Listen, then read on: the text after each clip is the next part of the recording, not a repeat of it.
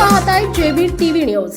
बातमीत सत्यता हीच आमची ओळख। माजी नगराध्यक्षांसह 11 जणांना दुहेरी जन्मठेप। 8 वर्षांनंतर न्यायालयाचा ऐतिहासिक फैसला। धुळे हादरवणाऱ्या दुहेरी हत्याकांडाचा निकाल। 11 आरोपींना जन्मठेप। धुळे देवपूर इथं 2018 मध्ये घडलेल्या रावसाहेब पाटील व त्यांचा मुलगा वैभव पाटील यांच्या दुहेरी खून प्रकरणी न्यायालयानं महत्त्वाचा निकाल दिला। या प्रकरणात माजी नगराध्यक्ष बाजीराव पवार यांच्यासह 11 जणांना दुहेरी जन्मठेपेची शिक्षा सुनावण्यात आली असून एका आरोपीची सुटका करण्यात आली आहे। अतिरिक्त सत्र न्यायाधीश जयश्री पुलाटे यांनी हा निकाल दिला। निकाल ऐकण्यासाठी न्यायालय परिसरात मोठी गर्दी झाली होती। देवपूर इथं 8 जून 2018 रोजी रावसाहेब पाटील आणि वैभव पाटील या पिता पुत्रांची जमावानं निर्गुण हत्या केली होती।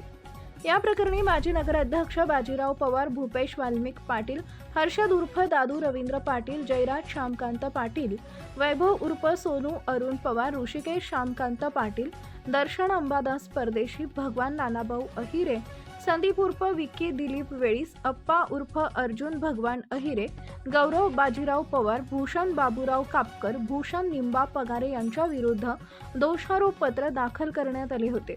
सरकारी वकील देवेंद्र सिंह तंवर आणि सहकारी ॲडव्होकेट निलेश दुसाने यांनी प्रभावी युक्तिवाद केल्यानं 13 पैकी 12 आरोपींना दोषी ठरवण्यात आले होते।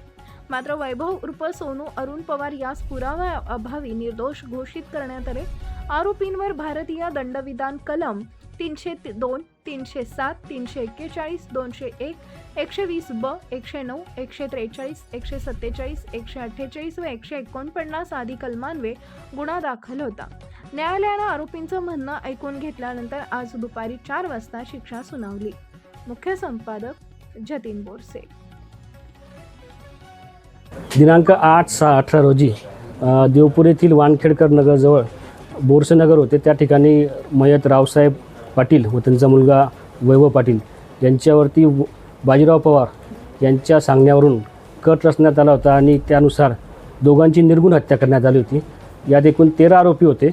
13 आरोपींपैकी 11 आरोपींना डबल जन्मठेपेची शिक्षा मेहरबान न्यायमूर्ती जयश्री पुलाटे यांनी ठोठावली आहे। त्यापैकी एक आरोपी जो होता वैभव उर्फ सोनू अरुण पवार याची निर्दोष मुक्तता केलेली आहे। त्या निकालाविरुद्ध आम्ही हायकोर्टात जाणारच आहे। त्याप्रमाणे विक्की वेळीस याला भादवी कलम 212 प्रमाणे 5 वर्षाची शिक्षा सुनावलेली आहे। दुर्मिळातली केस ही अशी होती की ज्याच्यामध्ये 11 आरोपींना दुहेरी जन्मठेपेची शिक्षा दिलेली आहे।